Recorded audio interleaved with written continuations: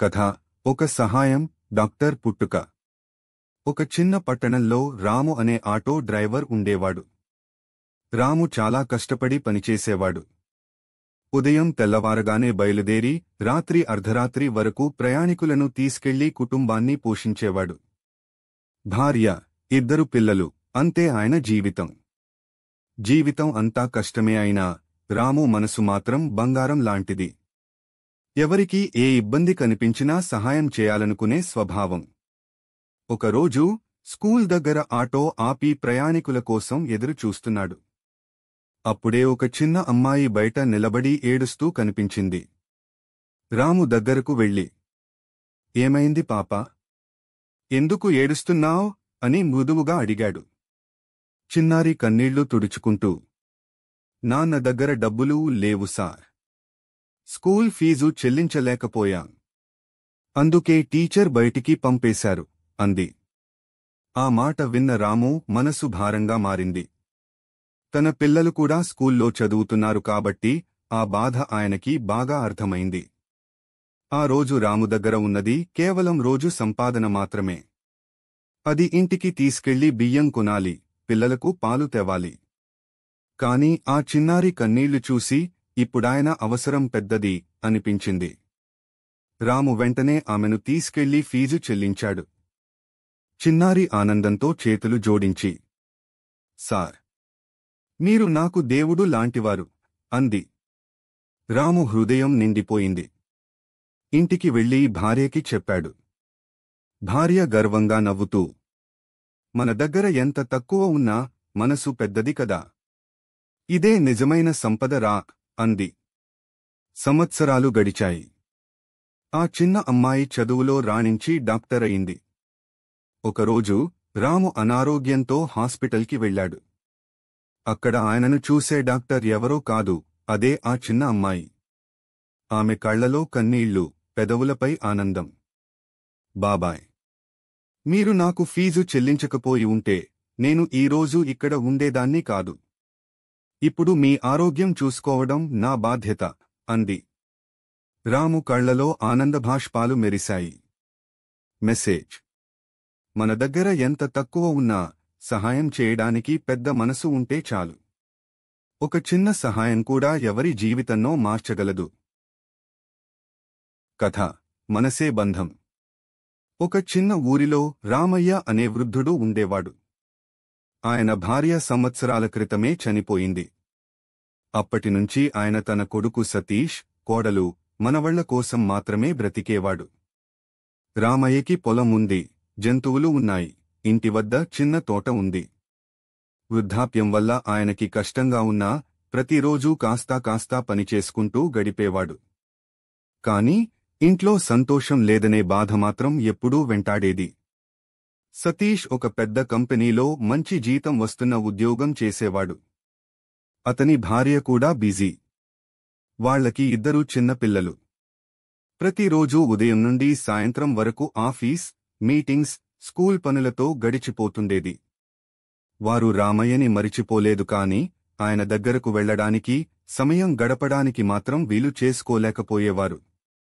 వారం రోజులకి ఒకసారి ఫోన్ చేసి, "నాన్నా, మీరు బాగానే ఉన్నారా? మందులు తీసుకుంటున్నారా?" అని అడిగేవారు. రామయ్య మాత్రం నవ్వుతూ, "అయ్యో, నేను బాగానే ఉన్నాను. మీరు మీ జీవితాన్ని చూసుకోండి" అని చెప్పేవాడు. కాని ఫోన్ పెట్టిన తర్వాత ఆయన కళ్లలో నీళ్లు తిరిగేవి. ఒకరోజు పక్కింటి చిన్నపిల్లాడు రామయ్య దగ్గరికి వచ్చి, "తాతయ్య, మీ కొడుకు ఎప్పుడు వస్తారు మీ దగ్గరికి? మీరు ఎప్పుడూ ఒంటరిగా ఎందుకు ఉంటారు?" అని అమాయకంగా అడిగాడు. అది విన్న రామయ్య మనసు చీలిపోయింది. "అవును రా బాబూ. ఈ వృద్ధాప్యంలో మనసుకు కావలసింది డబ్బు కాదు, తోడు.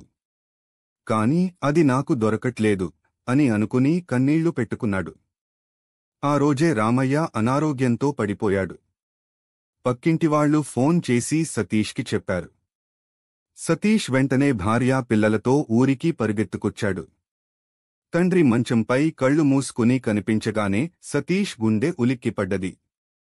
"నాన్నా, మమ్మల్ని క్షమించండి.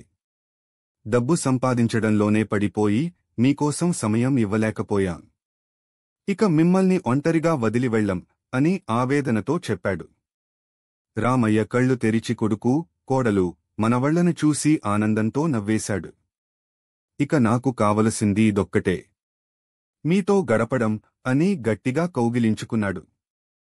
ఆ రోజు నుండి ఆ ఇల్లు మళ్లీ నవ్వులు, ఆటలు, ఆనందంతో నిండిపోయింది.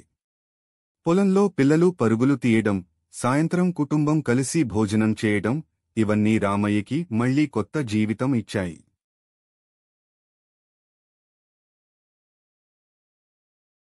కథ ప్రేమే బలం. ఒక చిన్న పట్టణంలో రాజు, సీత అనే దంపతులు ఉండేవారు.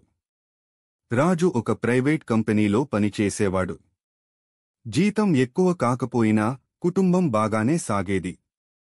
సీత గృహిణి, ఇంటి పనులు చూసుకుంటూ చిన్న చిన్న పొదుపులు చేసేది. ఒకరోజు రాజు ఆఫీసు నుండి చాలా ఆలస్యంగా ఇంటికి వచ్చాడు. సీత కోపంగా, ప్రతిరోజూ ఇలా ఆలస్యం చేస్తావు, నేను ఒక్కటేనా నీకోసం ఎదురుచూడటానికి? అంది. రాజు కూడా అలసటతో, నువ్వు అర్థం చేసుకోవడం లేదు సీత. నేను డబ్బు సంపాదించకపోతే మన కుటుంబం ఎలా నడుస్తుంది? అన్నాడు. ఇద్దరి మధ్య వాగ్వాదం జరిగింది. సీత బాధపడుతూ గదిలోకి వెళ్ళిపోయింది. ఆ రాత్రి రాజు సీత నిద్రపోతున్నప్పుడు చూసి అనుకున్నాడు, ఈమె కోసం నేనే కష్టపడుతున్నా, కాని ఆమెను సంతోషపరచలేకపోతున్నాను. నా తప్పేమో. అలాగే సీత కూడా తనలో తాను అనుకుంది. రాజు కష్టపడి పనిచేస్తున్నాడు, అతనికి కొంత మద్దతు ఇవ్వడం నా బాధ్యత. తరువాత రోజు రాజు ఇంటికి కొద్దిగా పూలు, చిన్న గిఫ్ట్ తీసుకొచ్చాడు. సీత ఆశ్చర్యపడి, ఇది ఎందుకు? అని అడిగింది. రాజు నవ్వుతూ, నువ్వు సంతోషంగా ఉంటేనే నా కష్టం విలువైనదని అనిపిస్తుంది అన్నాడు. సీత కన్నీళ్లు పెట్టుకుని, నేను కూడా నీకు తోడుగా ఎప్పుడూ నిలబడతా. మనం ఇద్దరం కలిసే ప్రతి సమస్యను ఎదుర్కొందాం అంది. ఆ తర్వాత వారు ఒక నిర్ణయం తీసుకున్నారు. ప్రతిరోజు ఎంత బిజీగా ఉన్నా కనీసం ఒక గంట సమయం ఒకరికి ఒకరు కేటాయించుకోవాలని, మాట్లాడుకోవాలని, ఒకరి భావాలు మరొకరు అర్థం చేసుకోవాలని. క్రమంగా వారి కుటుంబం ప్రేమతో, అర్థంతో నిండిపోయింది.